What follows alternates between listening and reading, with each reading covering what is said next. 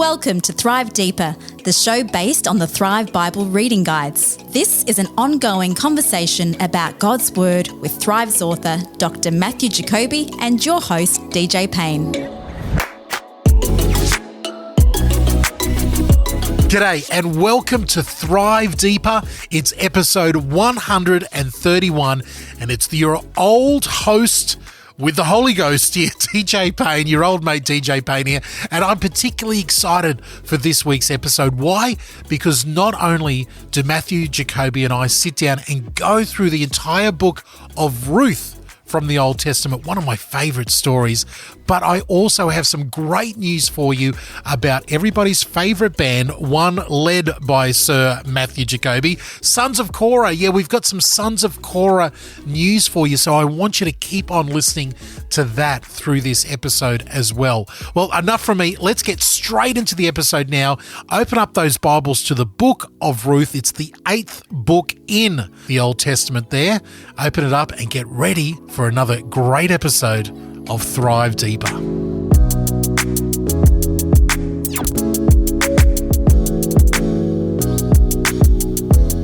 Matthew, I've got to be honest, at the beginning of this podcast, we're about to do a podcast episode on the book of Ruth. Yeah. And I want to start off by saying, studying the book of Ruth over the last, few days, and having read it multiple times in my lifetime, I feel like I'm in an oasis.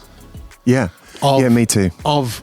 This might be not only have what we've been reading through with the book of Judges, but also what's going on in the world around me at the moment, and a lot of the conversations are about what's happening in the news and everything else like that. I have found the book of Ruth just to be like, oh, can I stay here? Can I stay here with Ruth and Naomi for a little bit longer? Yeah. Because I felt like it's almost like God has, and his ministering angels have helped me in this time, by reading the book of Ruth. This is such a refreshing book. Yeah. And it's so rich, isn't it? Oh. It's such a rich book. And it's interesting because I think for a lot of people read over this book and it's a story about, some girl hitches up with some guy and there's some weird little ceremonies and then what's all that about? Yeah. And it's only 4 chapters. It's tiny. It's only 4 chapters and they're, and you think, perhaps at a surface reading it's hard to see much significance in it, but it actually is richly, richly significant. Oh. And the purpose of this episode is to help to explain why this is so significant in so many ways. Yeah. This little book is massively is a gem. Yeah. And in one sense, even if you approach it as just a love story, there's value in that. There's value in that. There's a few different ways to approach it because the book is really rich. All right, so let me just do a bit of an overview here. The book of Ruth, it's the eighth book in the Bible, comes straight after the book of Judges.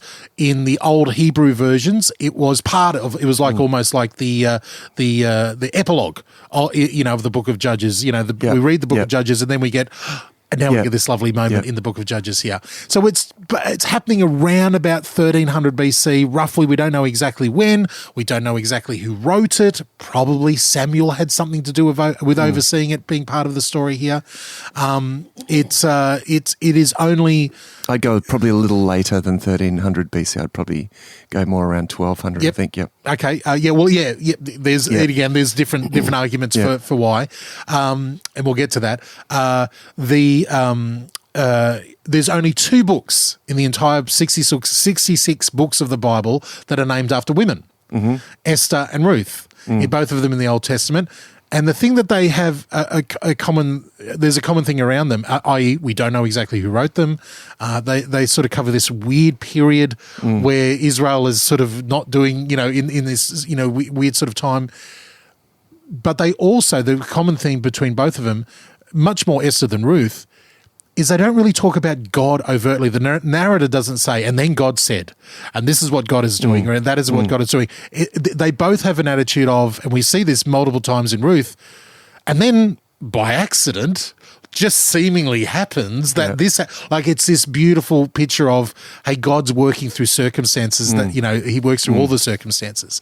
So it's a fascinating book at the end of Judges to give us an idea of what life was like for the everyday person in the book of Judges. And we've got, the characters that we're going to be spending time with. The three main characters. We have NAOMI, the Israelite. We have the daughter-in-law Ruth, who's the book is named after. She's a Moabite, not an Israelite at all. Foreigner there. And then we will meet, in the old-fashioned words, the kinsman redeemer. Yeah, we'll talk about that. The Israelite Boaz.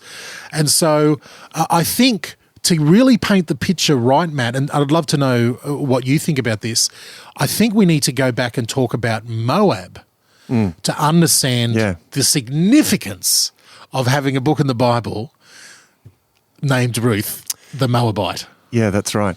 So the origins of Moab actually come from the story of Lot and Lot's daughters. Yeah. So one of the worst stories. Yeah, one of the worst stories where they got they wanted to have children. They were, because of the circumstances, they didn't have husbands, and so they got their father drunk, and they slept with their father. And Moab and Ammon, Ammon, I think. Yeah. We'll just quickly check that. Yeah. But Ammon. certainly, that's right. Moab, and that's where you get Moab and Ammon. And so you have this slightly inauspicious beginning for the story of, and if you want to read about that, that's in Genesis 19, the story of Sodom and Gomorrah and Lot. Yeah, that's right. Lot and his daughters making and then of course the Moabites. Remember, it was the Moabites that the Moabite women that seduced the Israelite men at the end of Numbers. That story at the end of Numbers. Yeah. This is after hiring Balaam. Yep. This sorcerer to curse Israel. Yeah. That kind of doesn't work. So we have the Moabite king Balak. Yeah. In Numbers 22 to 25, really thwarting. Yeah. To take down the Israelites right back there in the time of Moses. Yeah. So the Moabites living on the eastern side of this whole region here, sort of dwelling over there, they have been a thorn in the side. Yeah. Of God's people. Yeah, that's right. Right from the beginning of that. Even in the book of Judges that we've just read through, in Judges chapter 3, we see that the Moabites, at least for 20 years, suppressed the people of Israel in different places. Yeah. Being horrible there. But it's also, if we sort of jump forward after the book of Ruth, Moab doesn't, it features heavily in a lot of the prophets. Israel, Isaiah, Jeremiah, Amos, all of these prophets prophesy heavily against Moab. Yeah. And the first one to do that is, right at the beginning is Deuteronomy. Deuteronomy 23, in outlining the laws here, Moses talks about those who will be excluded from the assembly. Yeah. And he says, no one born of a forbidden union may enter the assembly up until the 10th generation. Yeah. And then included in that is no Ammonite or Moabite. Yeah. Shall enter the assembly of the Lord into the 10th generation. None of them may enter the assembly forever because they did not meet with it, So what's the reference for that? That is Deuteronomy 23. Yeah, that's right, yeah. And it says, why? Because of the sin of Balaam and Balak and what happened at that point. So on the back of that, Moses pronounces a curse over the Moabite people. The prophets continue to make curse, talk about the curses there, and it culminates in the fact that I can't remember if it was I think it was Amos who says, at a certain point, no, I think it's Isaiah saying that at a certain point within multiple 3 generations, I think he says, the Moabites will be totally taken away, and we know from history that in 700 BC, it's the king of Assyria, it's Sargon, who finally comes in and wipes them out. That's right. Literally wipes them out, assimilates the people. Yeah, that's right. That'd be around 715, 720, around that sort of date, That's the history of the Moabite, the Moabite people. Right. And in the middle of this, we have this story, and that's actually really important background for this story because they're cursed, they're excluded, and you think, man, that's bad news for these people. But isn't that the story of mankind? Yeah. Isn't that the story of humankind? That it is, it's the story about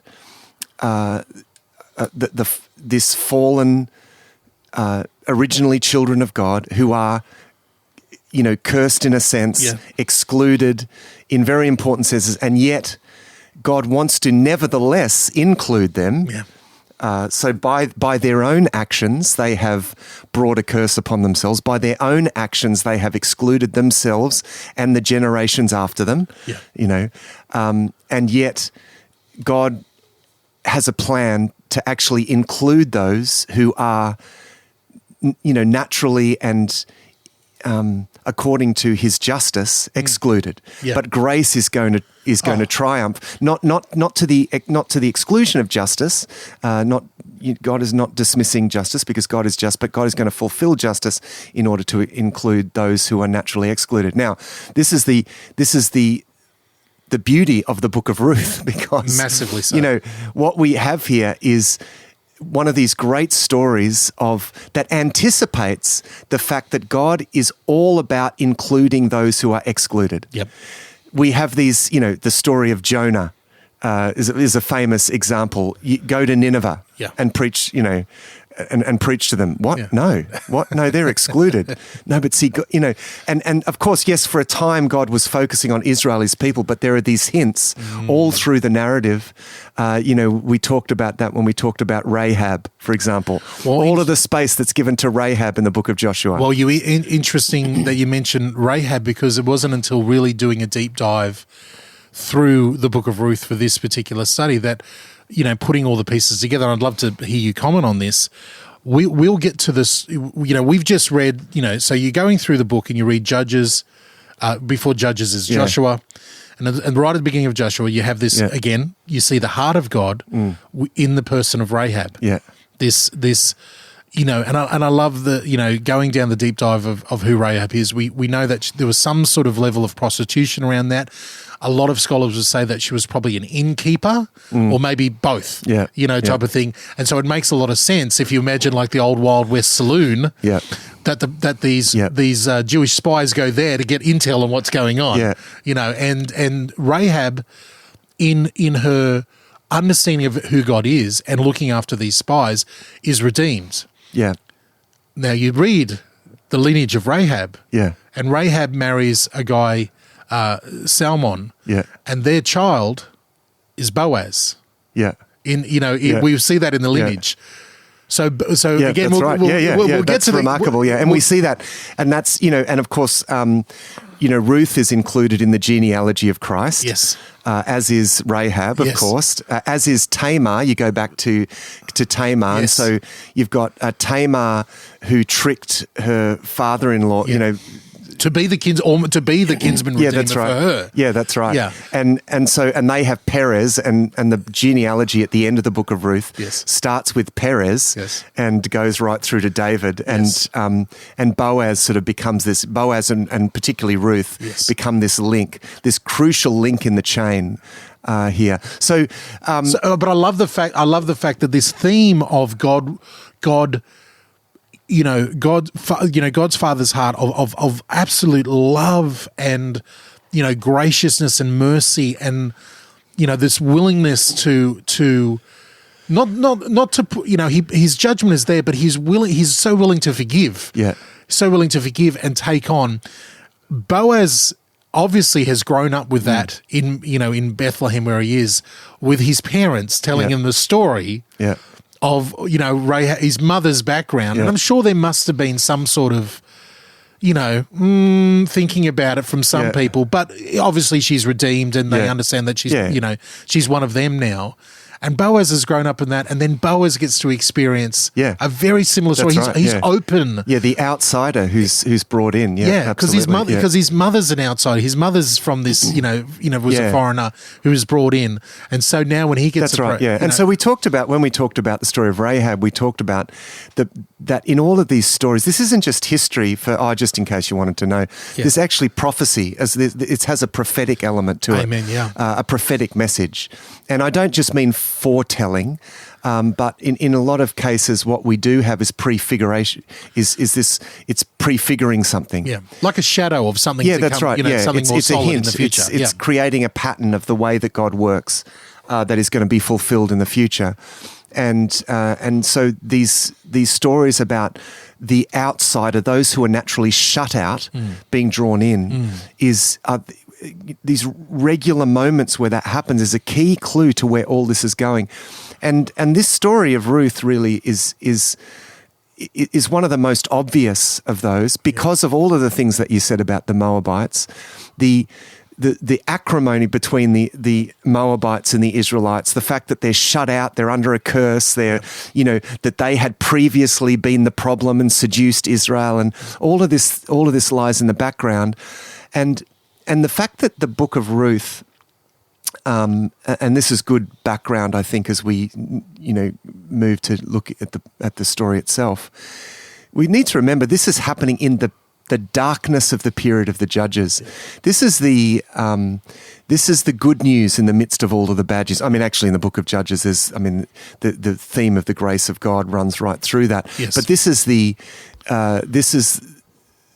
supreme message of the good news in the midst. So in all of that darkness, and this story sits somewhere in there. Chronologically, we're not exactly sure when, but it sits somewhere in there in the book of Judges. Now, because of the genealogy, we have a fair idea of where this sits chronologically more than we do about the individual judges. Yeah. Okay, but it's, I think, important to recognize that this is happening in the midst of that darkness. Yeah. So even as Israel is rebelling against God, and the line in the book of Judges that's repeated, in those days Israel had no king, everyone did as he saw fit. What we have here is God's provision for that king. Yeah.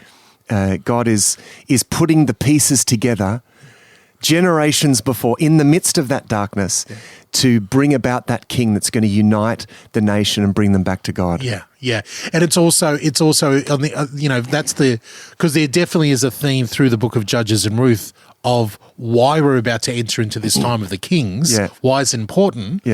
But there's also the aspect of just, historically and also spiritually, as you have mentioned in looking at the book of Judges historically is Israel's dark ages, the middle, the dark ages there, but it's also spiritually the dark ages of Israel. Yeah. So in that darkness, there is a little light, this little candle that is lit in the darkness, and it's from not one of God's people. Yeah.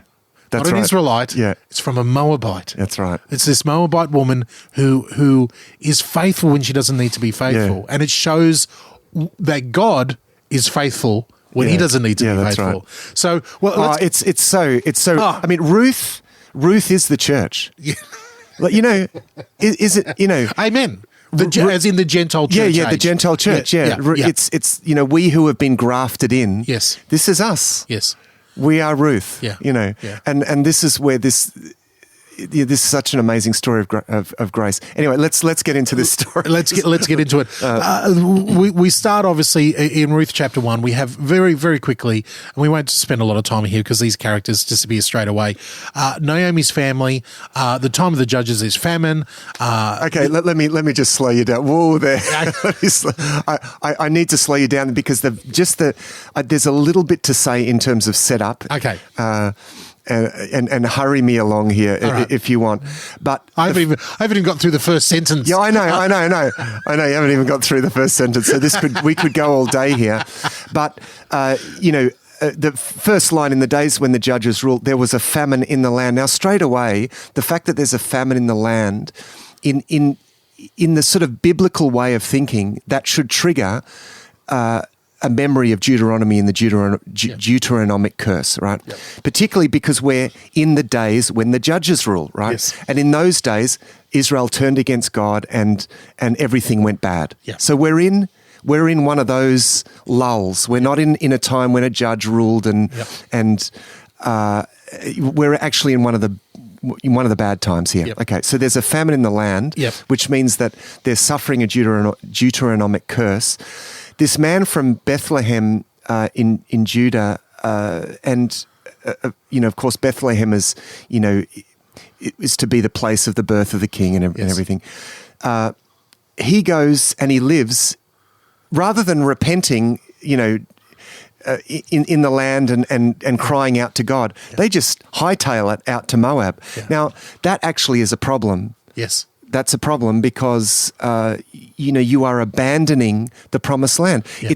It's the reverse of what Joshua did. Yeah. Joshua came as they were commanded, go into the land yes. and dwell there. That's your inheritance. Now, there's a famine, so rather than repent, they're actually going out of the land. Yeah. It's like going back to Egypt. And not only that, he is doing exactly this guy. His name is Elimelech, the guy. Yeah. He's not around for very long, so don't worry. Elimelech, you don't have to remember that name. He's got his wife Naomi. They've got 2 sons. They head into to the land of Moab.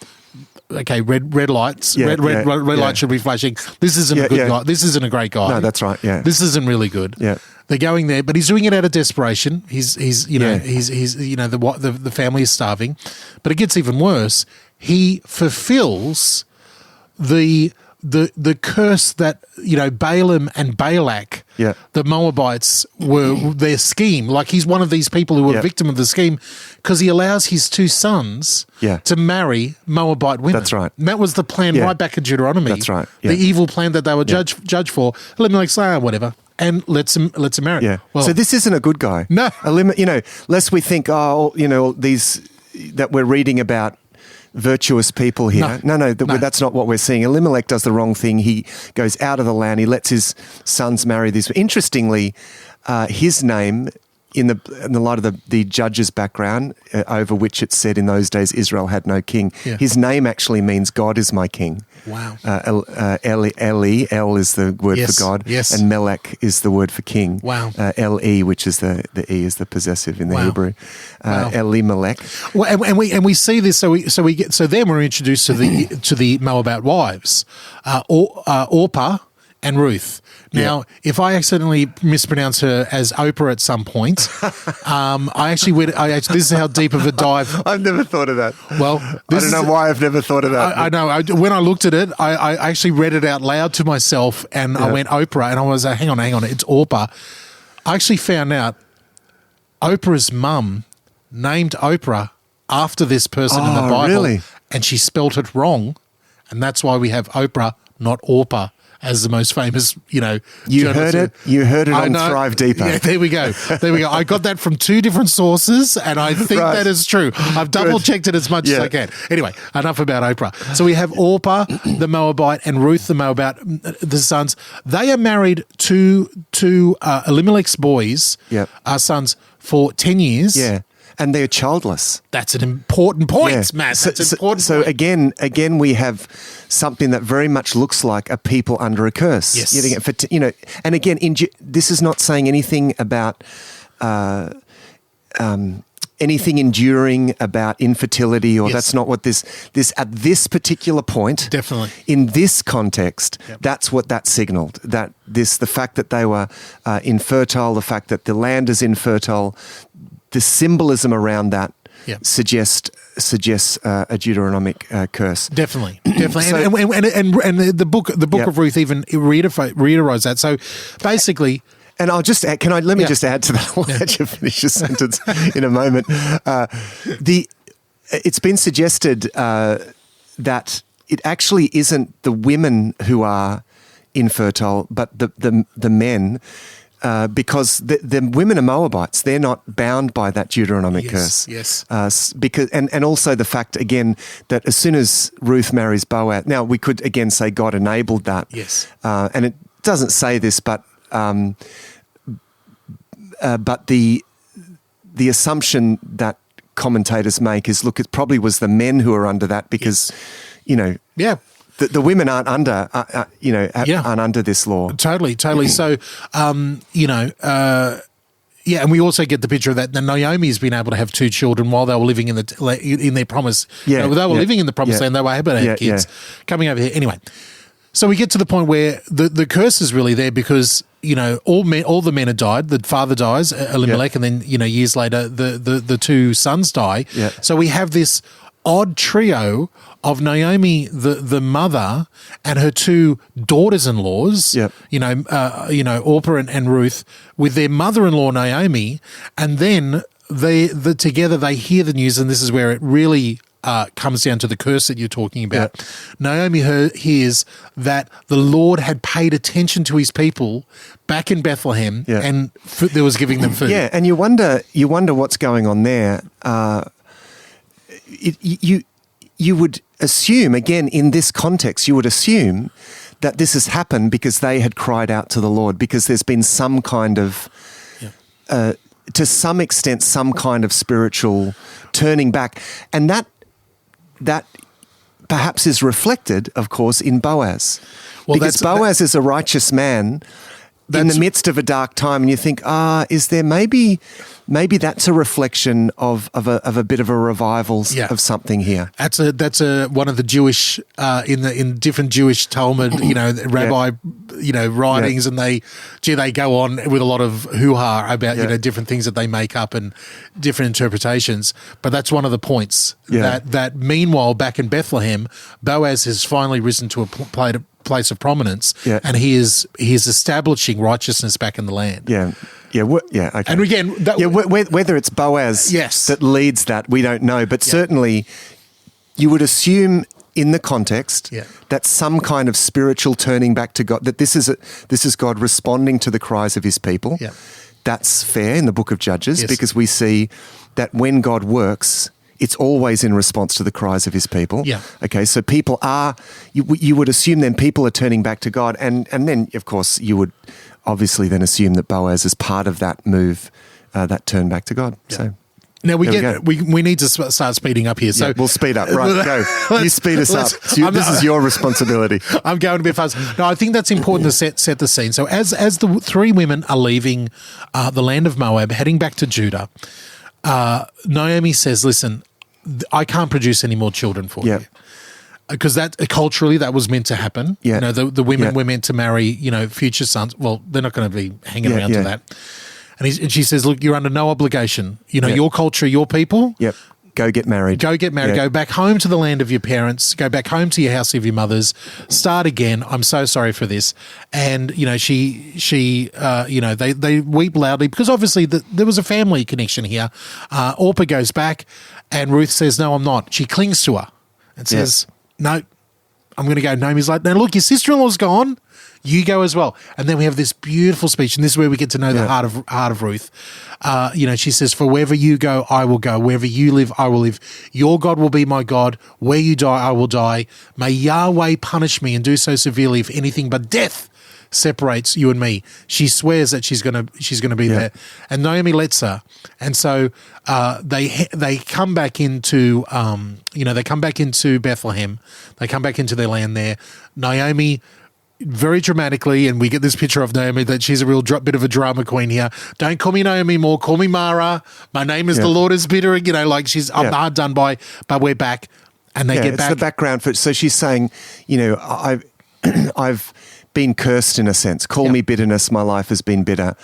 And they just happen to arrive at the beginning of the barley harvest. That's right. So, so essentially what's going to happen here is God is going to bring blessing where there is curse, classic biblical theme.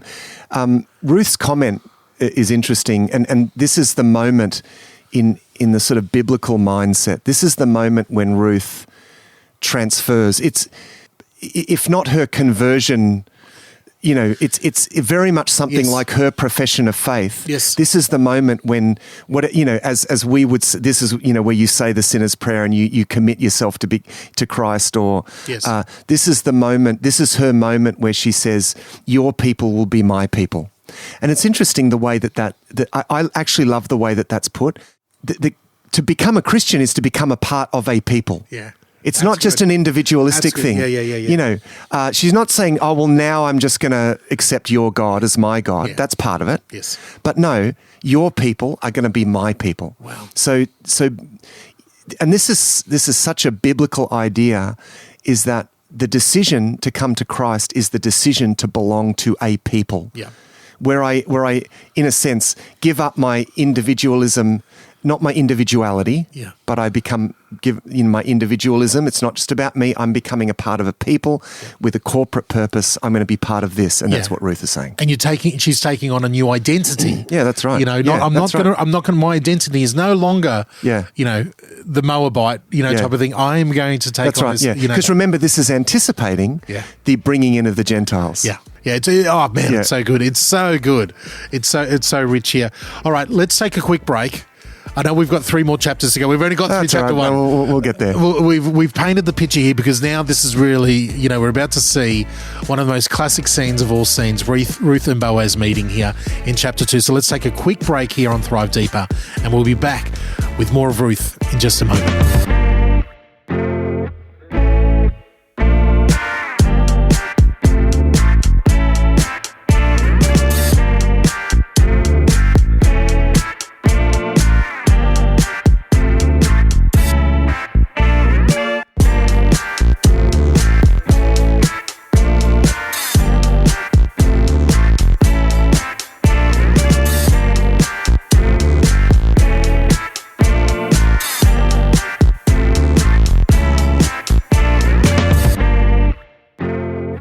Hey there, family. It's your old mate, DJ Payne. And don't worry, we'll be back in the book of Ruth here on the episode in just a moment. But first, I want to tell you something a little bit different. I'm always amazed when I get to meet people who've been listening to Thrive or reading Thrive, and they don't realise that Matthew Jacoby is Matt Jacoby from Sons of Korah, from the band Sons of Korah. Yeah, look, not only does Matt, he's an overachiever, this one. Not only is he a professor at a university, not only is he a lead pastor and a teaching pastor, not only do we love him for all the things that we do at Thrive, but not good enough for Matt, he's also got to be a lead singer, songwriter, and a great guitar player for the band Sons of Korah. It's a wonderful band that has been around for decades, putting the Psalms to music.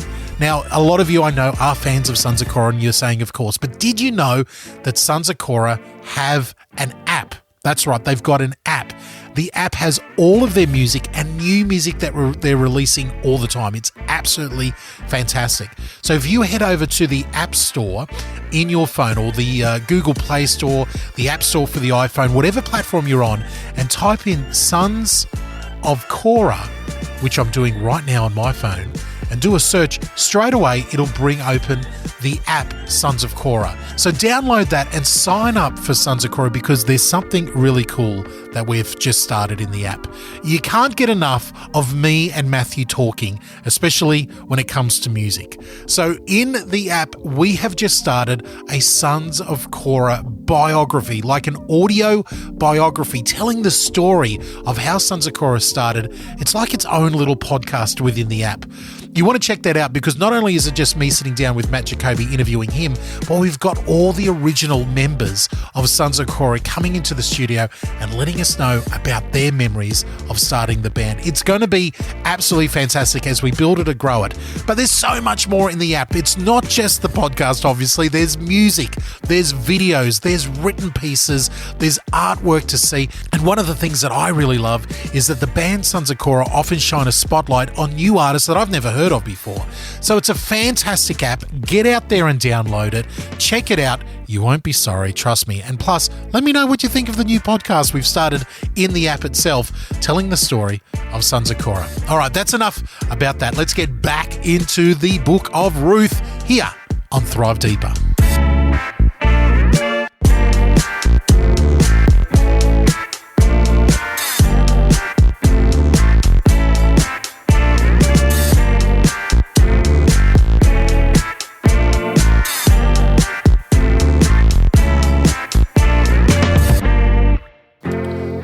It's Thrive Deeper, DJ and Matt here, and we are going through the book of Ruth, the Old Testament book of Ruth. Now, we've just covered the background of Israel and the Moabites. We've covered the history and the the curses and all of this different stuff. And we've just got to the place where the person of Ruth is with her mother-in-law, Naomi. She is childless. They come grieving back into the homeland of Naomi, which is the place of Bethlehem in Judah. And they've just arrived at the beginning of the barley harvest. And we now arrive in chapter 2, where we meet the man Boaz. Yeah. This is where it's interesting about the book of Ruth. You don't get a lot of direct statements about God doing things.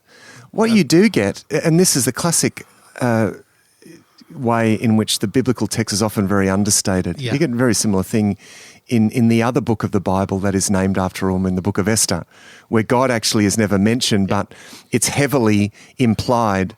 And it's almost a stylistic thing. Yeah. You're being asked to recognize where God is The at hand work. of God, You're being asked to enter this, and it's not being made explicit in order for you to recognize it. And it's the same thing in the book of Ruth. There are these key moments where you're being called to, it's like hint, hint, hint, hint. Yeah. And there are these expressions in Hebrew that are as close to what we get as it's that by sheer luck or by chance or, It just so happened. Yeah, it just so happened. Yeah. And we get this in verse 3. So Ruth says to Naomi, let me go out in the fields and pick up the leftover grain. Now, first of all, that's quite dangerous. Yes. She's putting herself at risk there in going out. And what's the idea there is that she's going to go out to the fields, and she's going to glean the bits that are left behind. Now, there's a provision in the law that's made for that. Yeah.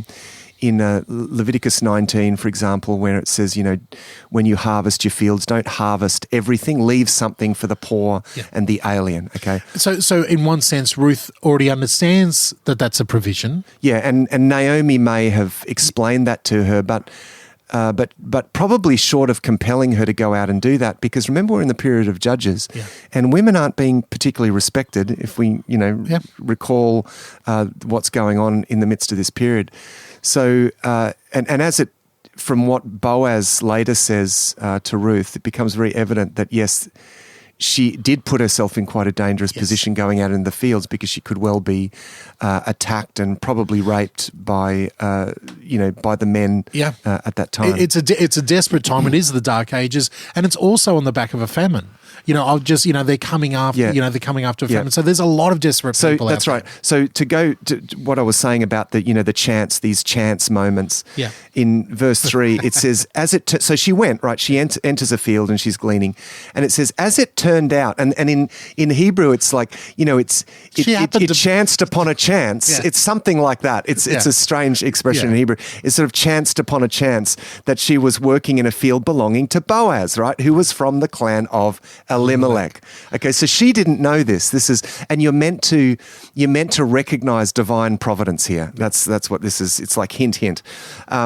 And then just then, and yet we get another one, right? Just then, at that moment, she did that right at the moment when Boaz, who wouldn't be expected as the landowner to always be there in the fields, just then Boaz arrived from Bethlehem and greeted the harvesters. Okay, so and he sees her, and so we get these chance moments. So when it's pointed out that she's a Moab, and he's obviously. He's heard some things about her. So he says to her, my daughter, listen to, and my daughter is a standard expression of patronage, in a sense. Yes. Listen to me, don't glean in another field, and don't go away from here. Right? This is a gesture of protection, because he recognizes how dangerous it is. Stay here with the women. I've instructed the men not to lay, and again, this is an indication of how dangerous it is. I've instructed my men, don't lay a hand on this woman. Yep. And and so forth. Yeah. It's really interesting to see, though, that the culture that Boaz has got there with his servants and the people working the fields, his workers, Boaz's workers, they have provided provision for Naomi. They like when he comes on and says, "Who's this?" Yeah. They've got the whole backstory. So there's been some sort of connection there. Yeah. They know about it, and on the testimony of Boaz's trusted men, Boaz then takes it one step further because they sing her praises. They're like, "This is the hardest working woman we've ever seen. This is amazing," and so he's come from Bethlehem, so he may well have heard. Yeah. Yeah, he may well have heard this. He might have heard the story as well. So, and we have this beautiful, beautiful pictures, of him, allowing thirst, protection, and everything like that. And then, she says, we get that picture that he does know about her because in verse 10, she says, "Why are you so kind to me?" as she bows so low. Yeah. And he says, "Listen, everything you've done for your mother-in-law since your husband's death is been fully reported to me. How you left your father." He lays it out and he says, you receive a full reward from the Lord God of Israel, under whose wings you've come for refuge. Oh, That's right. beautiful, beautiful. So she picture. goes away with an absolute bounty. Yeah. From this, they really load her up. Well, he makes sure she's fed, in the break time. Yeah. She makes sure this, and she gives him, and he gives her, some commentators say about 75 pounds worth of barley to take home. Yeah. So about 13 kilos, I think. Yeah. Even more. Even more than that. So she goes home to Naomi, and Naomi's absolutely staggered. Where on earth have you been? She's expecting a few crusts. Yeah. And she reports this, and Naomi can't believe it. It's like, what? Yeah, yes. Hang on. He's Boaz. one of our kinsman redeemers. Yes. So let me take a few moments to explain that, because that's a very central idea in this book. So a kinsman redeemer was a relative that was responsible, and generally a relative with the means, who was responsible, the responsible person in the family to redeem other family members in case of extreme debt, slavery. If you lost land, that person would redeem the land back. Look, when we think of the word redeem, we always think of it in terms of saving our souls from Jesus as the Redeemer. This concept existed before that, and the concept of Jesus as the Redeemer comes from this concept, a very sort of much like a concept that was embedded in the law. Yeah. Concept that had a lot to do with the welfare of God's people and provision for anyone who fell into slavery, who lost their allotment of God's promised land. Yes. That this Redeemer would be the one to, if they had to sell themselves into slavery, the kinsman redeemer would be the one to buy you out of slavery. Yep. If you lost your allotment of the land, the kinsman redeemer would be the one to buy that back. Kinsman redeemer was also to be the avenger of blood in cases where there was injustice. He was the one to see that there would be justice, and he was also the one to play the part. If and this is another very important concept here, if a man died childless, as Elimelech's sons did, at this point and in that culture, their notion of eternal life was that your name lives on. It's a very biblical idea, the covenant where God says to Abraham, "I will make your name great."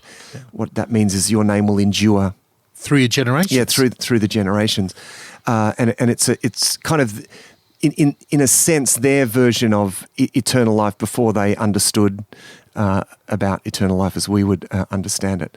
So that was a big deal. Your name living on, and being carried down through the generations, like sense of your legacy being carried along. So that was important, in the biblical kind of worldview. So this provision was made that if you failed to have a son that would carry on your name, then what would happen is that a relative, generally the oldest brother of the man who died childless, would marry the widow, and they would have a child, and that child would take on the name of the deceased. Yes. So that the deceased's name, because would live we're not on. just talking about surnames, we're talking about their name would be carried on, Yeah. through the generations. So it was a provision for that as well. And the kinsman redeemer was responsible either for doing that or seeing that also happened. Would happen. And it's a very as we'll see, it's a very transactional, very financial, contractual, type of arrangement. It's even though we've got it and this is what makes the book of Ruth so special, we have it in this very romantic love story, but there is an element of it that is like, it's very transactional. Yeah. I think, let's not look for too much Hollywood in this. We're going to have problems with that. I'm happy to go a little bit more Hollywood. All right, push us forward. So we get into chapter 3, and at the end of chapter 2, we have basically throughout the entire harvest there of the barley and the wheat, Boaz has given Ruth special provision. Boaz makes sure that Ruth is allowed to come in and do that all the way through. So through the entire harvest season, that's the pattern. That's right. Ruth, and it turns out that Boaz is that kinsman redeemer. So meanwhile, while she's doing that, Naomi obviously is like, I'm going to figure this stuff out. And Naomi's going to go and talk about it, see everybody, talk to the family and everything. And then we get towards the end of the harvest time here, Ruth's mother-in-law says to Naomi, my daughter, shouldn't I find security for you? Talking about this kinsman redeemer idea. Shouldn't I find, a relative of your deceased husband to take on the name? Now, isn't Boaz our relative? Haven't you been working with his female servants? Now, this evening, they're going to be doing all the winnowing of the threshing floor. She said, now finally, and the idea here is take off the widow clothes. Yeah. Take off the mourning clothes. Yeah, You're no longer a widow, all right? Yeah. Go have a nice, put on the nice clothes that I've got for you. Put on perfume, Yep, make yourself look as good as you can, and go to the threshing floor, find out where the men are, find out where Boaz's, little kip, place is here, and when they finally go to sleep and everything is done, you go and have this very strange cultural practice, uncover his feet, lie down there at his feet, and then he will explain what you should do for there. And Ruth, this is where we get the idea of, Ruth just being this amazing woman. I will do everything you say. Yeah, that's right. She was totally, and so we get this incredible scene. So at midnight, Boaz rolls over and there's Ruth at his feet, and he's freaked out, waiting, go away. Yeah. Who are you? What's going on? And she says, and this is really bold of her, when she says, I am Ruth, I love this picture. You know what I think about this word? I am Ruth, your slave. She puts herself in the place of slave. Spread your cloak over me, for you are my family redeemer. Yeah. Now that Boaz knows exactly what Ruth is getting at here. Yeah. This is not Boaz knows, oh boy, okay, this is it. This is really happening. Yeah. So the spreading of the garment, she asks him to spread the garment over her. This isn't seduction. This is actually, that's what really marriage. It's a proposal in some sense. Yeah. She's asking him to take her under his covering as her husband. Yeah. So that's the spread your cloak over me. Yes. Is not just saying, oh, let's sleep together. Yeah. It's saying, take me under your covering. It's a symbolic gesture. And Boaz's response, and this is, we're introduced to Boaz and we hear that he's a noble character, but this is where we really see his noble character. And we get an idea here that he might be a little bit older. He might be, a little bit older than Ruth here, because he says, you've shown more kindness than before. You did not pursue younger men. So she's not, this is his, the concept here is, she's not in it for the money. Yep. She's not in it for, the hot looks of the young men. She's not being a worldly woman in a time of worldliness in the book of Judges. And he basically says, now he had the right there to say, no, I can't do this. Yeah. Even though she said, hey, I'm ready for a proposal, let's do this. Yeah. He had the right to say no. And he says, listen, I will be your redeemer, but I've got to figure some stuff out. Yep. You're going to be safe here. I'll do it because there was a close. Actually, what we find out now is that there was a closer relative. Yeah. Now, the interesting thing is, it was also the kinsman redeemers. Normally, they were the ones that had to take the initiative with this stuff. Boaz would not have done that because he already knows actually that there's a closer. That there's a closer relative. So this is no reflection on Boaz that he hadn't initiated this kinsman redeemer action. He's got a he's noticed Ruth and he's thought he's thought that's the same right. thing. Yeah, that's right. So, but that this other kinsman redeemer hadn't taken any action. Now it's actually interesting that it's Ruth that initiates this. What is really an effort to fulfill the law. Yeah. You know, there's something that needs to be done here in order to redeem this family line. Yeah. But it's not the Redeemer that takes the initiative. It's Ruth the Moabite who takes the initiative to fulfill the law. Yeah. Very interesting. Yeah. And again, as we're painting a picture here, you know, Ruth. And of course, Naomi, Naomi's working on this as well.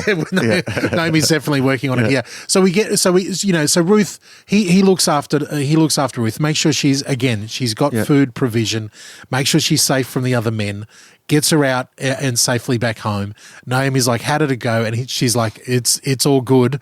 Boaz is working on something, and then we get this, this amazing story in chapter 4, the last chapter here. We're in the last chapter already of Boaz in the gate of the town, and with a sandal and the kinsman, the other closer relative in here, and he plays it. This is so funny. This is so there's a humor to this sense, here because he really sets up this guy to this other closer relative of Elimelech. Moab is like, "Oh, listen, by the way, I've been doing some research and there's a field, there's the family lot over here. Yeah. You heard about Elimelech and the sons, would you like to redeem it? Very casual about it. No one else other than you." And the closer redeemer says, "Yeah, I'm totally into that. I want the land." And he goes, "Oh, look, by the way, look, there's one little one little thing here.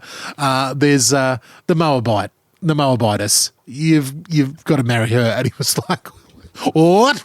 Type of thing. Yeah, probably for a couple of reasons why he balks at this. So when it comes to the land, do you want to redeem this land? Which basically means that he buys the land and incorporates it into his. Yeah. And that would provide for Naomi. Yeah, that would provide for Naomi. Yeah.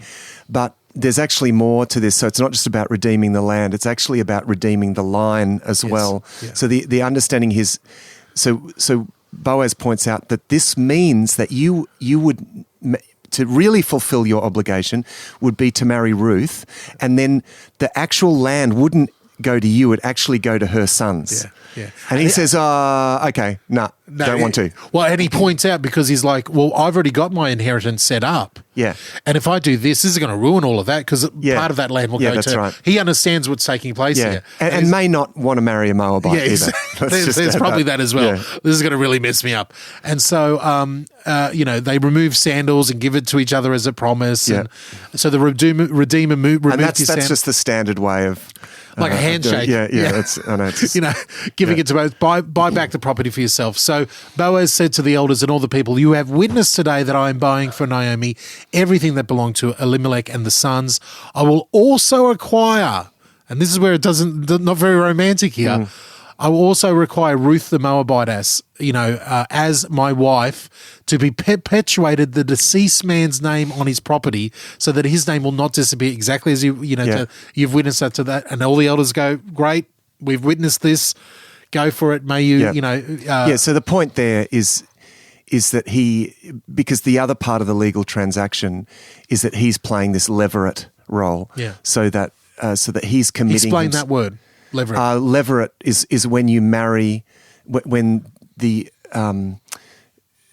there's a deceased man and the deceased man's brother marries his widow in order to raise up children if they haven't had children, so that his name can be continued. As you explained before, that's just the name for that. Yeah, that's the levirate marriage thing. Yes.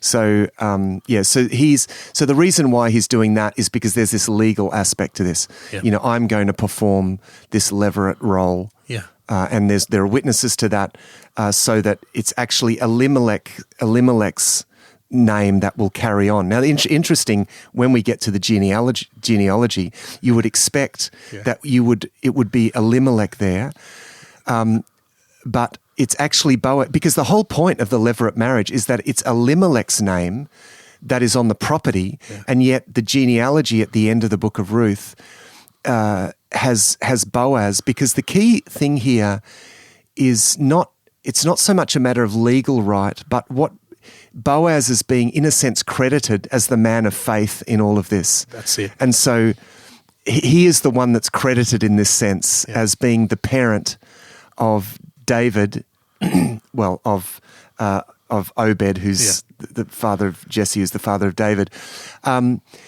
Even though in the legal sense it was meant to be Mahlon, or whichever of the sons, I think it's Mahlon, Elimelech's son, was meant to be credited as being the son, the father of Obed.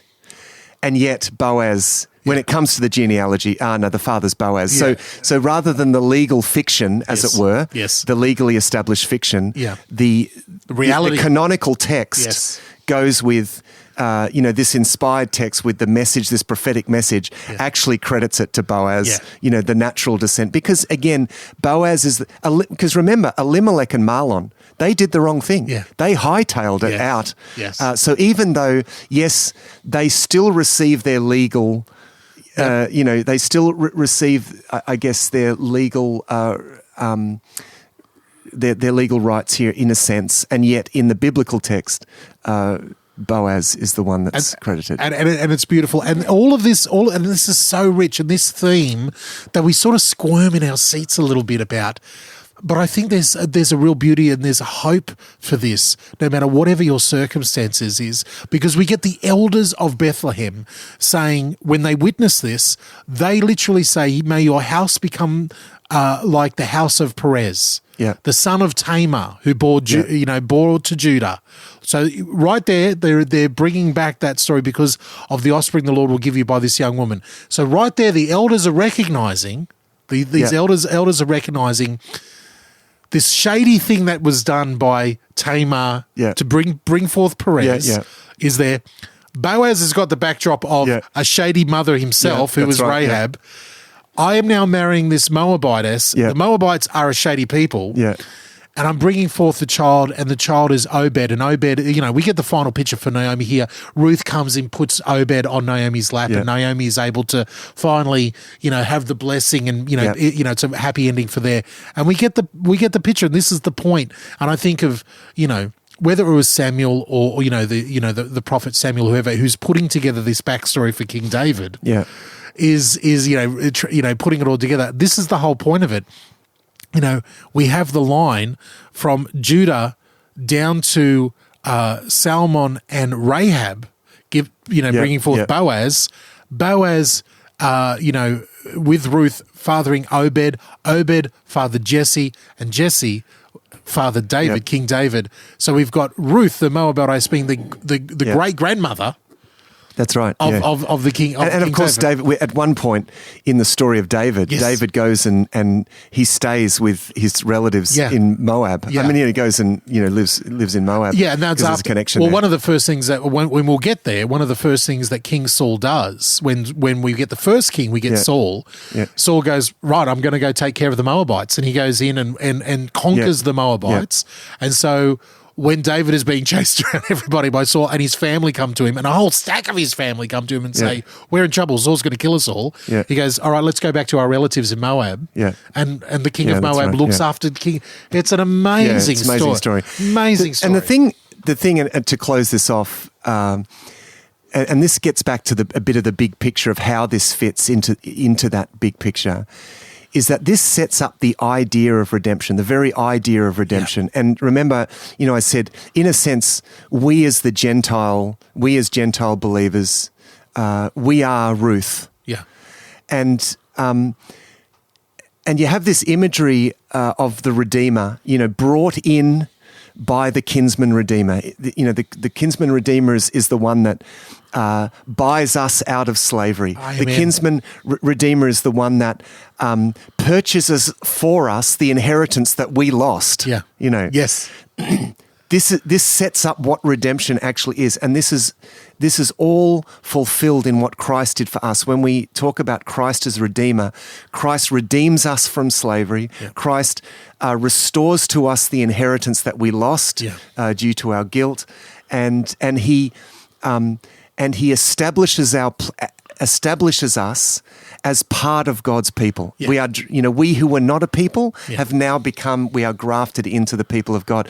So we are Ruth, and Boaz is this symbol of Christ, into whom it's the imagery of the bride of Christ, and it's such a beautiful picture, Ruth and Boaz, in so many respects of what Jesus Christ has done for us. We who were on the outside, we who were under the curse, we who were shut out from the things of God, have been redeemed by Jesus, who is our kinsman redeemer, who has redeemed us and drawn us into the family of God again, so that we can rejoice as Naomi and Ruth rejoiced.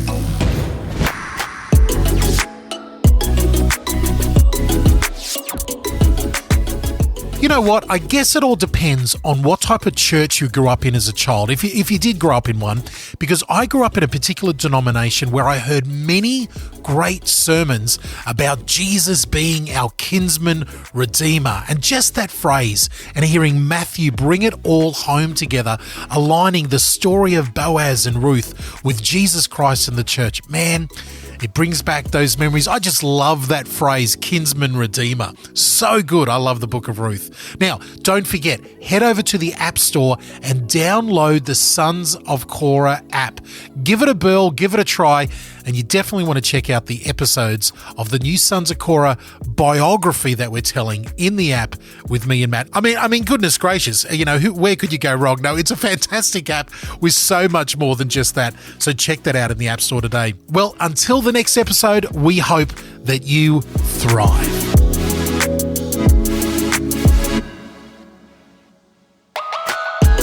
Thanks for listening to this episode of Thrive Deeper. Matthew and DJ really appreciate the questions and thoughts about what you're reading in the Bible as you go through it with Thrive. Our home on the internet is thrivetoday.tv. You can contact us, ask questions, see all of our resources and much more at our website, thrivetoday.tv. The Thrive Today Network is on Facebook. Our Facebook page and links to our community groups are waiting for you. Just search and like Thrive Today page in Facebook now. Visit ratethispodcast.com/thrivedeeper. If you appreciate what we do and want to help us reach more people, go to ratethispodcast.com/thrivedeeper. Until next time, our prayer is that these shows will inspire you to go deeper into God's Word and thrive. This was another DJP.FM production.